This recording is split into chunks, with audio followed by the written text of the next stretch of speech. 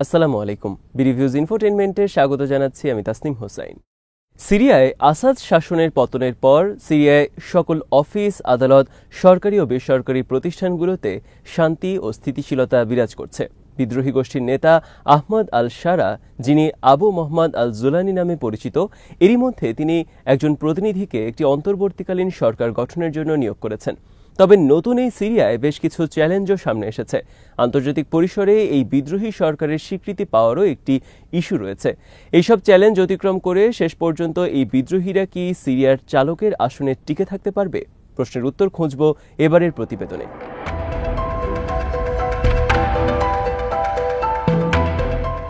সিরিয়ায় বাশার আল আসাদ সরকারের পতনের পর ইসরায়েল সিরিয়ার বিভিন্ন স্থাপনায় 400-রও বেশি আক্রমণ পরিচালনা করেছে। ইসরায়েলি সেনাবাহিনী গোলান মালভূমি দিয়েও সিরিয়ার অনেকটা ভেতরে প্রবেশ করেছে। দক্ষিণ সিরিয়ায় ইসরায়েলের দখল অভিযান এবং সিরিয়ার সামরিক স্থাপনায় ইসরায়েলের অবিরাম বোমাবর্ষণ, মার্কিন যুক্তরাষ্ট্রের নানা ধরনের উস্কানি এবং সিরিয়ার উত্তর পশ্চিমাঞ্চলে মার্কিন মদতপুষ্ট সিরিয়ান ডেমোক্রেটিক ফোর্সেস এবং কুর্দিপন্থী পিকেকের মাঝে সংগঠিত বিভেদ ও বিভাজনগুলো সিরিয়ার নতুন ক্ষমতাসীনদের জন্য নতুন করে অনেকগুলো সংকট তৈরি করেছে।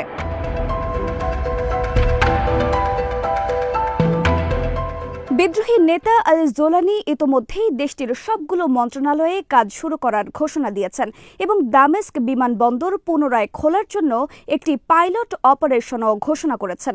তিনি আরও বলেন যে তিনি বড় ধরনের সংস্কার করতে চান। এরই ইঙ্গিত হিসেবে তিনি সরকারি কর্মচারীদের জন্য 400% বেতন বৃদ্ধি করারও ঘোষণা দিয়েছেন।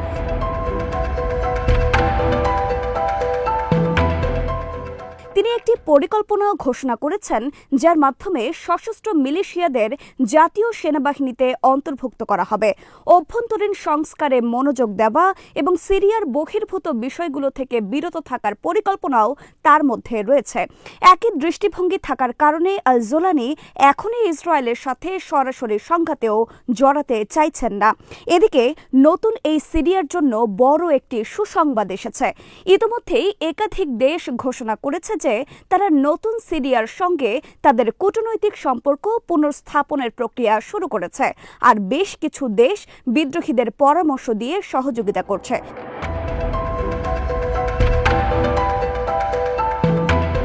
বিশেষ করে মিশর, তিউনিসিয়া ও মরক্কো থেকে সিরিয়ার বিদ্রোহীরা বেশ সহায়তা পাচ্ছে। এই দেশগুলো জোলানিকে সহায়তা করছেন কারণ তাদের দেশও এরকম বিদ্রোহীরা বেশ সহায়তা পাচ্ছে। এই দেশগুলো জোলানিকে সহায়তা করছেন কারণ তাদের দেশেও এরকম বিদ্রোহ হয়েছিল, কিন্তু তারা সেই বিদ্রোহের সুফল ভোগ করতে পারেননি। সিরিয়ার ক্ষেত্রে যেন এমনটা না হয় তা নিশ্চিত করার জন্য আগেভাগেই তারা বিদ্রোহীদের নিজেদের অভিজ্ঞতা থেকে পরামর্শ দিচ্ছেন।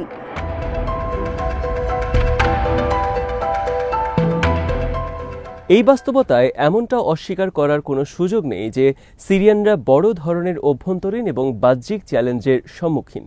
ইসরায়েলি দখলদারিত্ব, পিকেকে এবং সিরিয়ান ডেমোক্রেটিক ফোর্সেসের মাধ্যমে মার্কিন ঔপনিবেশিক কার্যক্রম ছাড়াও সেখানে রয়েছে সিরিয়ায় কর্মরত ধর্মনিরপেক্ষবাদী, উদারবাদী, মানবতাকর্মী এবং অন্যান্য সিরিয়ার ক্ষমতাসীনদের জন্য বেশ চাপ সৃষ্টি করেছে। অনেকেরই ইসরায়েলের আক্রমণকেই সিরিয়ার ক্ষমতাসীনদের জন্য সবচেয়ে বড় সংকট হিসেবে দেখছেন। বিশ্লেষকরা মনে করেন এটি বরং সিরিয়ান বিদ্রোহীদের জন্য এই মুহূর্তে তুলনামূলক কম সংকট।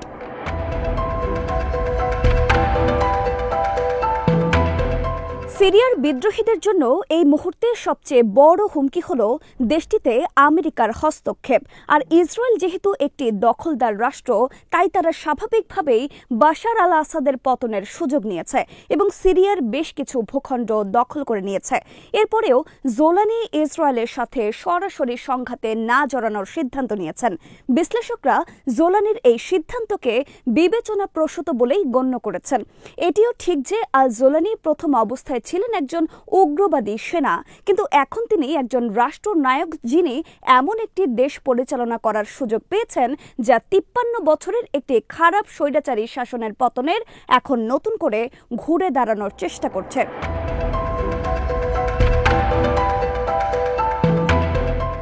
একই সময়ে হাজার হাজার মুক্তিপ্রাপ্ত বন্দী এবং সেই সাথে যারা আসাদের শাসনামলে আপনজন হারিয়েছেন তাদের এখন পুনর্বাসন প্রয়োজন। এছাড়াও আরও লাখ লাখ মানুষকে সহায়তা করা জরুরি ভিত্তিতে প্রয়োজন যারা তাদের ঘরবাড়ি হারিয়েছে।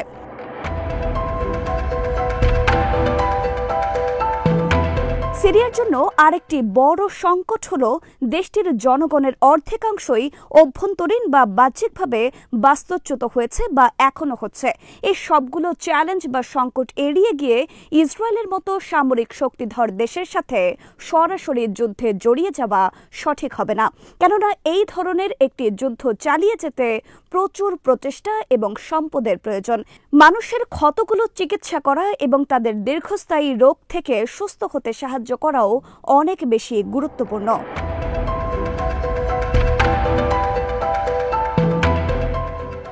ইসরায়েলি দখলদারিত্ব মোকাবেলা করার চেয়ে এই আহত মানুষগুলোর চিকিৎসা ও অস্ত্রোপচার বেশি প্রয়োজন বলে বিশ্লেষকরা মনে করেন। এই বাস্তবতায় তারা মনে করেন সিরিয়ার জন্য ভালো হবে যদি তারা এখনই যুদ্ধে না জড়িয়ে বরং প্রত্যক্ষ বা পরোক্ষভাবে ইসরায়েলের সাথে আলোচনা করে উদ্ভূত সমস্যার সমাধান করতে পারেন এবং নিজেদের সক্ষমতা ও প্রস্তুতি সম্পন্ন না হওয়া অবধি যুদ্ধে অংশগ্রহণকে বিলম্বিত করতে পারেন।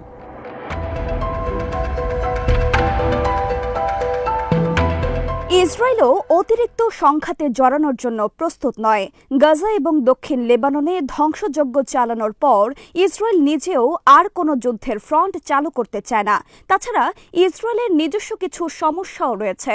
ইসরায়েলি সামরিক ও বেসামরিক কর্মকর্তাদের পরস্পর বিরোধী মন্তব্যগুলো ইসরায়েলে ভূমিতে যা ঘটছে তার সাথে সামঞ্জস্যপূর্ণ নয়, কেননা ইসরায়েলের অভ্যন্তরের ক্রমবর্ধমান বিভাজন এবং বৈপরীত্য বিদ্যমান সম্ভবত দেশটিকে আত্মবিনাশের দিকে পরিচালিত করবে।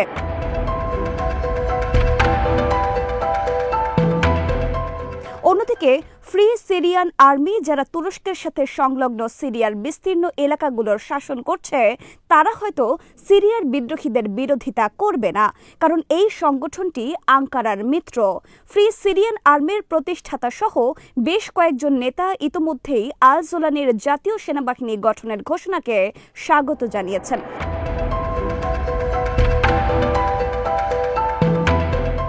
তুরস্ক মার্কিন সমর্থিত সিরিয়ান ডেমোক্রেটিক ফোর্সেস এবং কুর্দিপন্থী পিকেকের তৎপরতার দিকে নজর রাখছে। মিশর, তিউনিসিয়া এবং মরক্কোতে যেভাবে ধর্মনিরপেক্ষবাদী, উদারবাদী, নারীবাদী এবং মানবাধিকার কর্মীরা জটিলতা তৈরি করেছিল, এই গ্রুপগুলো সিরিয়াতেও অনভিপ্রেত সমস্যা তৈরি করতে পারে।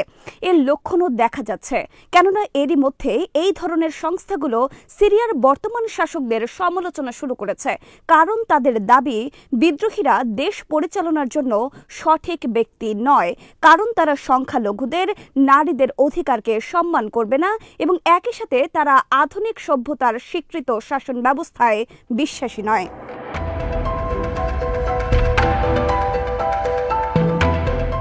তারা আরও মনে করছেন যে সিরিয়ার নিয়ন্ত্রণকারী ব্যক্তিরা চরমপন্থী ধর্মীয় মুসলিম এবং তারা একটি ধর্মীয় রাষ্ট্র প্রতিষ্ঠা করতে যাচ্ছে যেখানে শরিয়া আইন কার্যকর করা হবে।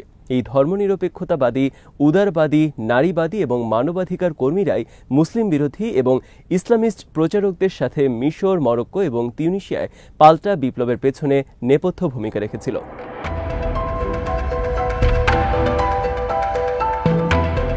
প্রশ্ন উঠেছে, এই সুবিধাবাদী সুশীল শ্রেণী গত 53 বছর কোথায় ছিল? সত্য কথা হলো, দীর্ঘ এই সময়ে এদের একটি অংশ ছিলেন নীরব, একটি অংশ আসাদ পরিবারের শাসনের অপরাধ ঢাকার চেষ্টা করেছিলেন। আবার কেউ কেউ পরাশক্তি, বিশেষ করে যুক্তরাষ্ট্র ও যুক্তরাজ্যের ভূমিকার অপেক্ষায় ছিলেন। তারা চাতক পাখির মতো ওয়াশিংটন বা লন্ডন থেকে প্রকাশিত বিবৃতি ও রিপোর্টের দিকে তাকিয়ে থাকতেন। তারা কখনো দেশের মুক্তির জন্য বড় কিছু ত্যাগ করেননি, অথচ এবার তারা সফল হয়েছে। আর এই সফলতার পরপরই এই মানসিকতার সবাই দৃশ্যপটে চলে আসছে, কেননা তারা পরিবর্তিত পরিস্থিতির ফায়দা হাসিল করতে চায়।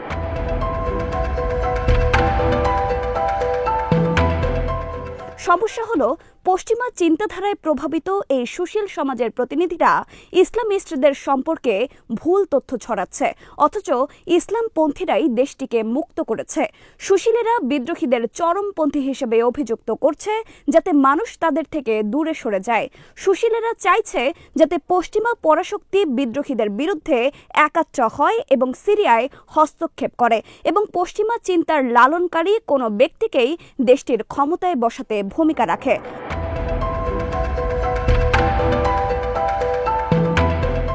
তথাকথিত সুশীল শ্রেণীর এই লোকেরা হয় অজ্ঞ অথবা তারা জানে ঠিক কি করছে।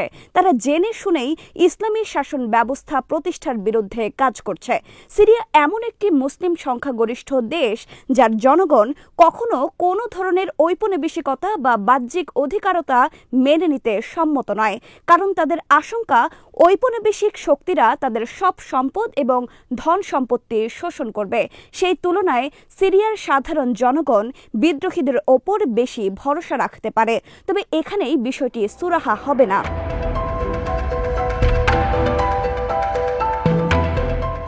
এ কারণে সিরিয়ার বিদ্রোহীদেরও কিছু দায়িত্ব আছে। বিশেষ করে প্রতিবেশী দেশগুলোর ব্যর্থ বিপ্লব থেকে পাঠ নিতে হবে, ইসলামী পরিচয়ে গর্বিত হতে হবে এবং একটি সংবিধান প্রতিষ্ঠার জন্য কাজ করতে হবে। দেশকে ন্যায়, সংস্কার, স্বাধীনতা এবং সমৃদ্ধির ভিত্তিতে গড়ে তুলতে হবে।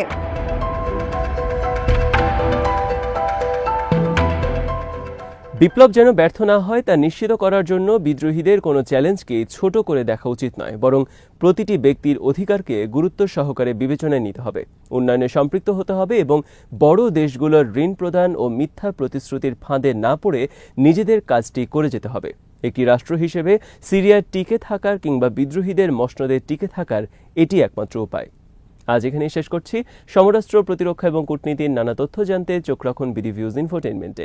চ্যানেলটি ভালো লাগলে সাবস্ক্রাইব করুন, সংযুক্ত থাকুন আমাদের ফেসবুক পেজে। আল্লাহ হাফেজ।